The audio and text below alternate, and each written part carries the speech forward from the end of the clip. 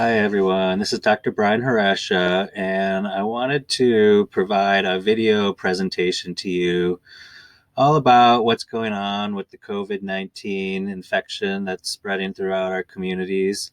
And people want to kind of know, what are you doing, Dr. Harasha, to help protect yourself and your family? And that's what this slideshow is about. And if you can make it through to the end, it's about 30 minutes long. I have a lot of contact information at the end and an offer that you can use at any time. I use a supplement dispensary that's all online, so anyone who uses my account can order whatever they'd like from that dispensary, and everything is 20% off until the end of June 2020.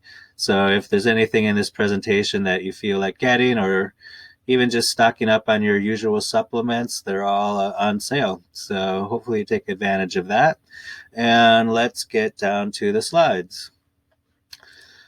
So I have to start off with a disclaimer. I'll actually read this, so bear with me. I am a healthcare professional with many years of training in functional medicine and nutritional therapies, and I do not work for or represent any for-profit companies. SARS-CoV-2 is a new virus, and therefore there is not sufficient research available to make strong claims. However, there are hundreds of research articles on other SARS and coronaviruses, which are closely related, and it can be assumed that much of the research will also pertain to SARS-CoV-2. This information does not claim to treat or prevent COVID-19 and should never take the place of standard medical care. It is only meant to help build up resiliency and reduce the severity of its effects. So, for now, we can't control the virus, but we can control the host. And there's a lot of talk about most of the virus being terrible for people who have coexisting conditions.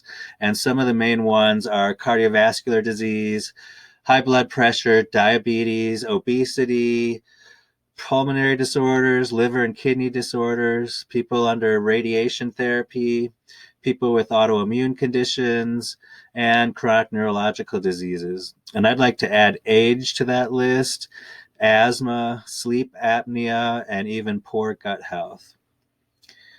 So here's some statistics about comorbidities. 71% of those hospitalized with COVID-19 in the US and 78% of those in intensive care have an underlying health condition like diabetes, lung disease, heart disease. And 25% of those infected with COVID-19 may not show symptoms at all. And 399 patients with at least one additional disease had a 79% greater chance of requiring intensive care or a respirator or both, or of dying. And 60% of adults in the US have at least one underlying condition. So a main theme of this presentation is, what can you do to improve your health? Because the best treatment you can do is to rid yourself of as many underlying conditions as you can, or at least get them as under control as you can, because the virus will take advantage of any vulnerability you have. And why does SARS-CoV-2 spread so easily? Well, you've all probably heard that it can be inside of you for 14 days without you noticing it. This slide demonstrates the incubation period. It is believed now on average that it'll be 5.1 days from the day you're infected to when you'll feel symptoms. You've probably also heard how easily the virus can spread through the air and how long it can live on surfaces. Here's an article from the New England Journal of Medicine that tells the exact hours that this virus can live. Although I always take this with a little bit of scrutiny, because these are in, perfect conditions in a lab. So if you're out and about, you're usually not in perfect lab conditions. So I always wonder about some of these. And the symptoms of getting COVID-19, and actually I'll explain these terms a little better. So SARS-CoV-2 is the name of the virus. COVID-19 is the name of the disease. And coronaviruses are a whole family of viruses that share similarities in structure and action. So COVID-19 symptoms, the top three are always right now fever, cough, fatigue, and shortness of breath. This chart's pretty helpful. Sometimes people wonder if their symptom they should be worried about because the flu has some of the same symptoms, the cold has some of the same symptoms, allergies have some of the same symptoms. But again, you'll see COVID is clearly the one that has cough, fever, and breathlessness as the top three. So you might want to understand what exactly happens in a viral infection. The first thing that happens is the virus has to make it through your external defenses, like your skin and mucosal membranes. So if it's just lying on your hands, it's harmless. It has to get into your body. Viruses then have to try to escape your innate immune system. So these are cells in your immune system, like natural killer cells, phagocytes. These are designed to just engulf anything that's foreign and disable it. If the virus gets past those defenses, it's going to try to attach to your cells and try to enter your cells. Once a virus is inside your cells, it tricks the cell into making more copies of itself. We call this replication. And particularly problematic in COVID-19 is your immune system can then overreact to the virus once it's inside your cells. So you want to keep SARS-CoV-2 away from your blood. Social distancing is still the best way to do that. They're saying a minimum of 6 feet distance. I would say that's if you're just standing there with not much of a breeze. If you notice there's a lot of airflow in the area, or you're outside and you're next to someone who's running or biking, especially if they're breathing heavy, you probably want to get closer to 17 feet away. We're asked to wear masks as that can prevent droplets from getting into our mouth and nose, and also helps prevent us from touching our mouth and nose. And to be hyper aware of surfaces, you might want to start using gloves more, disinfect often. Just because you have gloves on doesn't mean you're safe. If you touch something infected, you didn't have to take those gloves off. Of course, washing your hands frequently for the whole 20 seconds, and to be extra careful with breaks in your skin. So this is where I really want to focus on. To keep your immune system healthy is the first thing you should be doing. And these are the things we all know about and sometimes are sick of hearing, but you need to eat a healthy, balanced diet during this time. The Mediterranean diet is probably the best. It focuses so much on fresh fruits and vegetables and avoids sugar and processed foods. You also want to get mild to moderate exercise daily, and you might want to avoid the extreme exercise because that does downregulate your immune system for a short while. And you want to make sure you're getting plenty of sleep. And finally, don't forget stress. It can actually be extra stressful now with all the fear in the media, possible job losses, all these things. So I always tell people you might not be able to reduce all the stresses in your life, but you can help your body to cope with stress more easily. So a lot of those things like meditation, Tai Chi, Qigong, yoga, all these modalities are really helpful. And you'll see that there is a focus even in the scientific community on nutrition these days. They also are agreeing that making your body more resilient in the first place is the best thing you can do. Here's a few articles from the Journal of Nutrition released in April. And let's take this slide to go on a slight tangent here. I want to discuss the immune system a little bit. I'm going to use the little mouse, and this top left slide is where we're going to start. So the immune system has two aspects, an external and an internal. The external are things like your skin and mucous membrane, and the internal are the cells within your body. So I already started to allude to this first line of defense.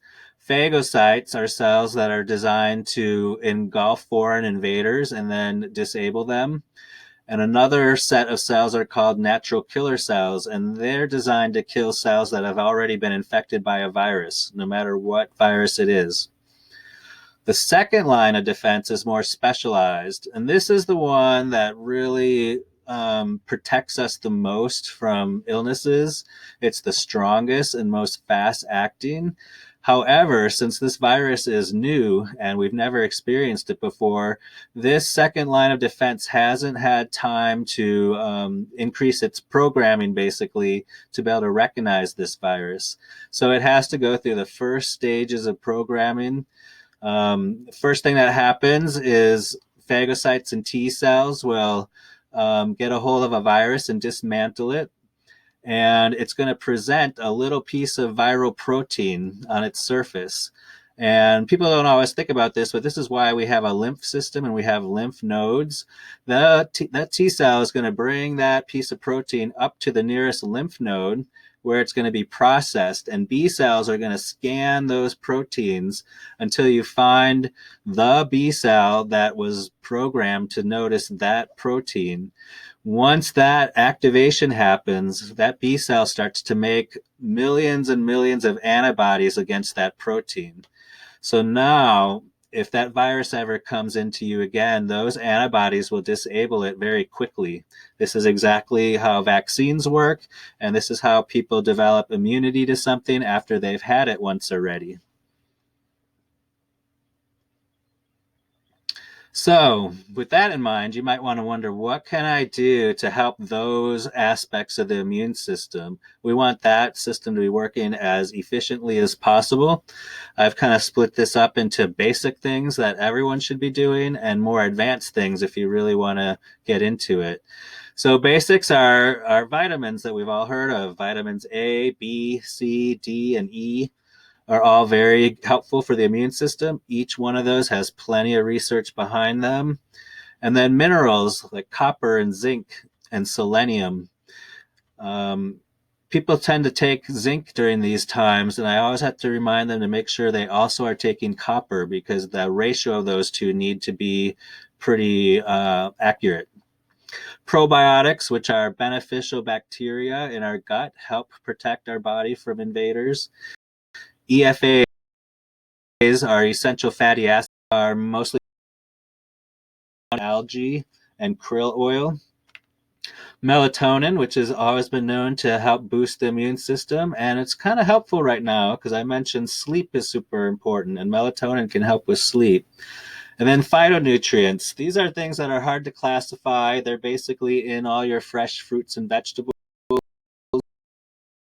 They're not quite a vitamin, so they're just called phytonutrients, but there's plenty of all different kinds of phytonutrients and their benefits. And then if you look into advanced things you can do, allicin is actually a component of garlic. And what's interesting about garlic, when it's crushed, it makes allicin. However, allicin, if you take it as a medicine, only be active in your body for about 10 to 15 minutes. It's not, they have made something called stabilized allicin, and the allicin active for up to 8 hours, so much more beneficial. Alamax is a brand that does that really well. Biocidin and Olivarex, those are some favorite plant herbs that are very antimicrobial. They're very good at killing viruses, bacteria, fungus, parasites. They even shed the protective coating on some of these microbes so that they're easier to kill.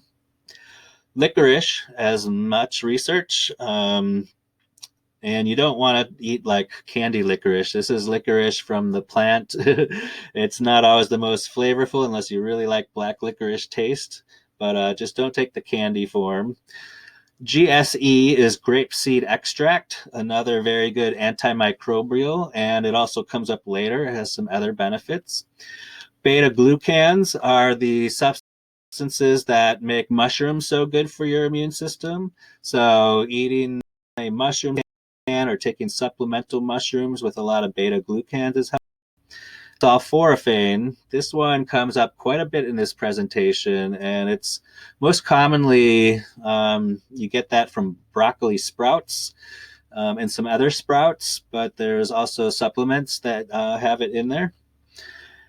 And then I would want you to remember modalities. These are physical things you can do with your body. I'm a laser therapist, and blood irradiation by laser is cells in your. We put laser on the vein right under your clavicle just for about a minute on each side, and that energizes the white blood cells, reduces inflammation, increases oxygenation, and makes the blood more alkaline. PEMF is pulsed electromagnetic frequencies. These also help circulation and boost functions in the body. Massage is always good for circulation, and of course, acupuncture. And if you use that link down in the right corner, you can get access to that supplement site and get everything for 20% off. So now we'll talk about those virus stages. Entry is important, and we now know that the ACE receptor is what the virus uses to enter your cells. And there's controversy still about what that means because ACE2 inhibitors are drugs often used for blood pressure. So, should people still take those drugs? We're not sure. So, I've seen between Lancet and some other major journal articles are still trying to figure out what the final on that. So, I wouldn't change anything you're doing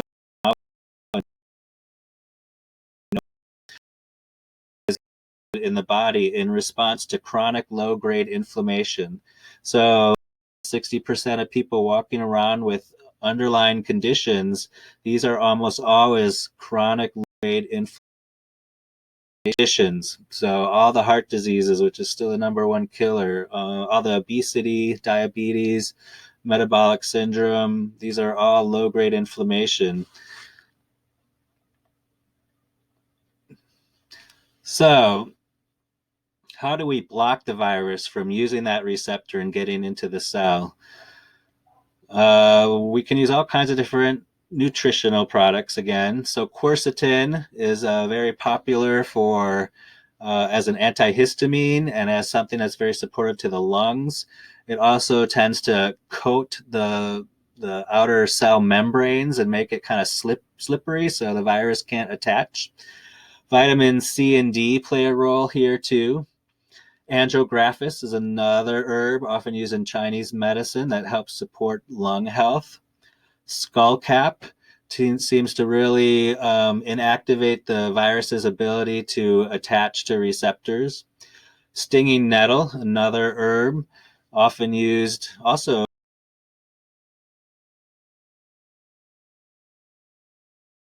for lung health. Resveratrol, you might have heard of. This is a supplement that's got a lot of research right now in the world of aging and optimal wellness. So again, it helps with these underlying health conditions. We want to have optimal wellness instead. It's found in the skin of red grapes, and likely you'd want to use a supplement though to get enough of it. Lactoferrin, you might have heard of colostrum and other ways to help support the gut and the immune system there. Here's sulforaphane again.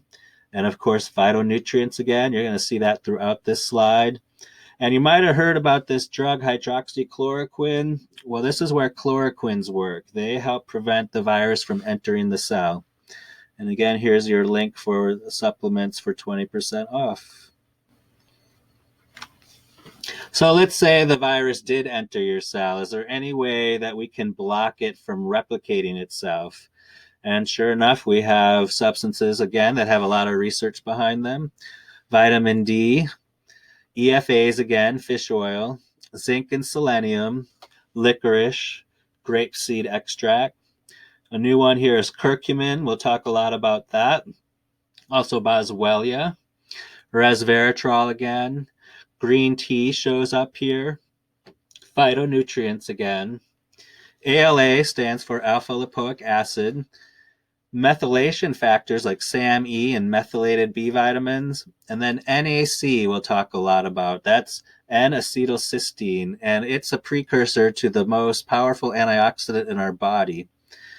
And if you're watching the media, you might have heard about a promising treatment for COVID-19 called remdesivir. This is where that drug works. It helps block viral replication. However, if you're not a candidate for that drug, here are some really safe nutritional things that do a similar action. Now we want to talk about what is making COVID-19 so serious and deadly in some people, and that is the concept that when this virus is inside your host cell, the cell creates an immense amount of oxidative stress, and it activates inflammasomes to start a cytokine storm. You've probably heard of that term now. We'll explain what that is a little more.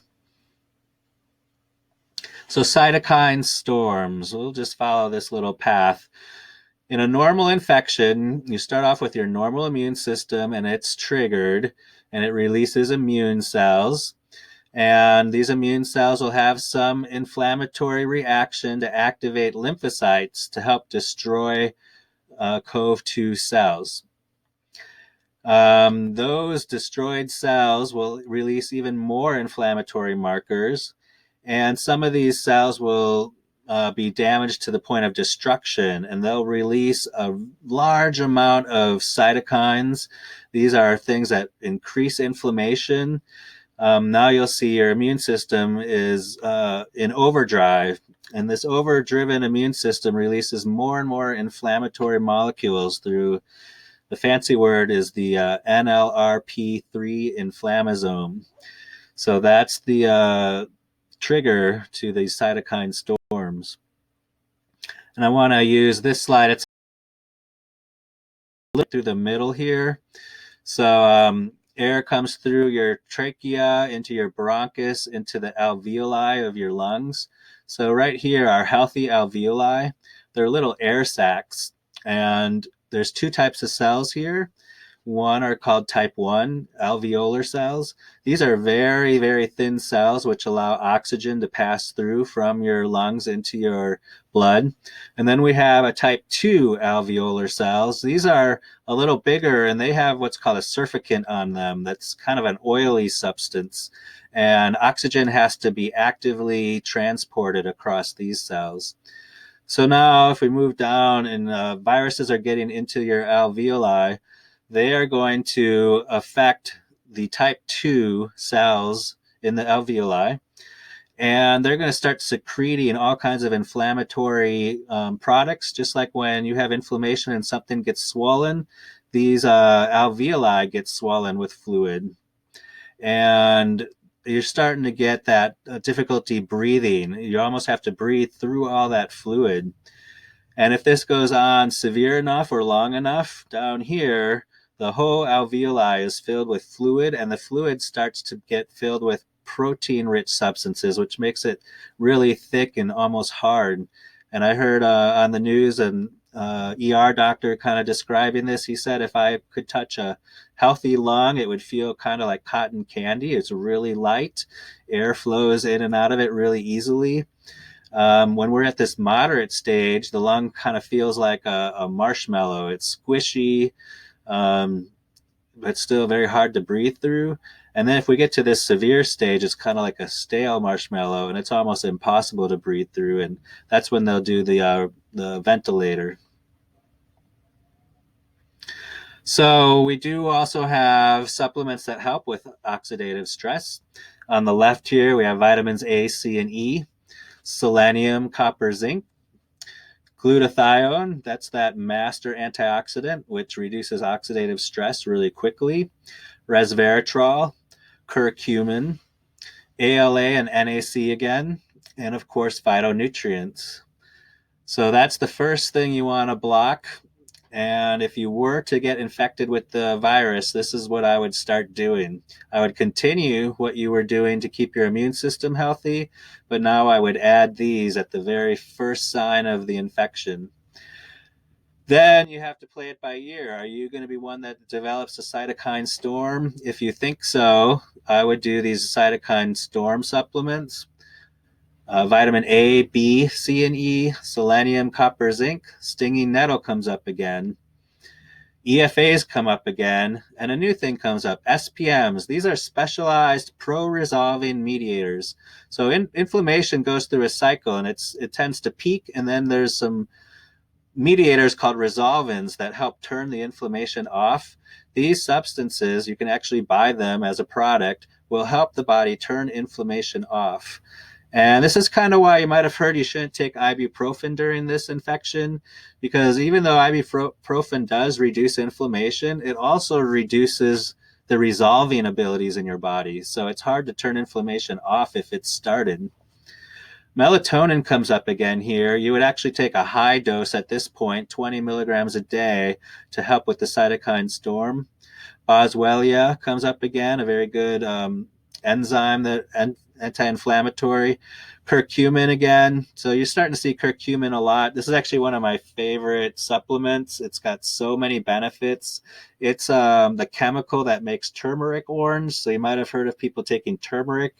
Turmeric itself is definitely not strong enough. It doesn't have a high enough concentration of curcumin, and it's not very absorbable.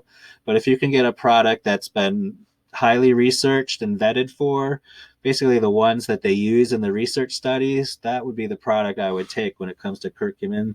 And then phytonutrients again.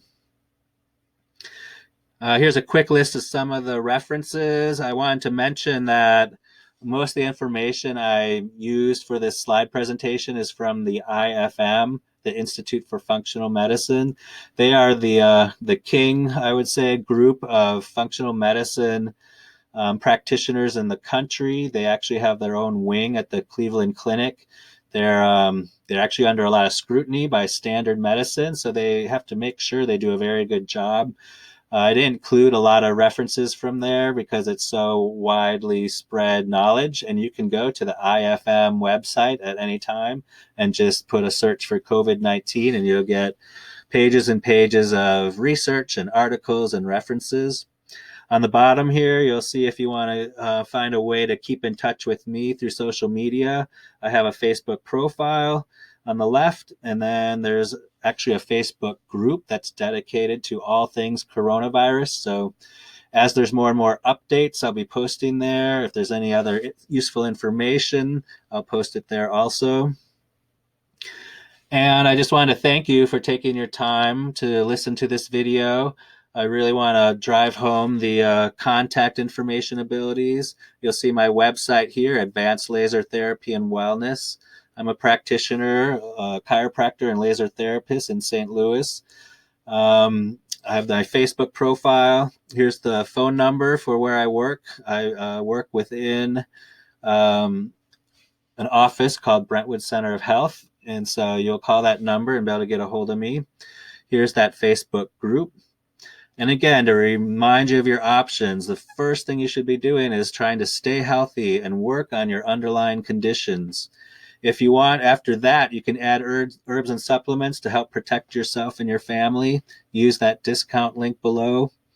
You could also call or book online a patient visit with me. So use the phone number to call me, or this link will take you right to my online scheduling. Even new patients can schedule there. And if you want, you can even book a free consultation with me using this link. You'll come to another calendar. This is an option for you if you want basically to understand what I just talked about at a deeper level, or if you want me to help you more on a one-to-one basis where I can treat you more as an individual and find out where your vulnerabilities might be, what some of your underlying conditions might be. I have programs that I do online to help people improve their health and immune function. So thank you again, and I hope you stay well.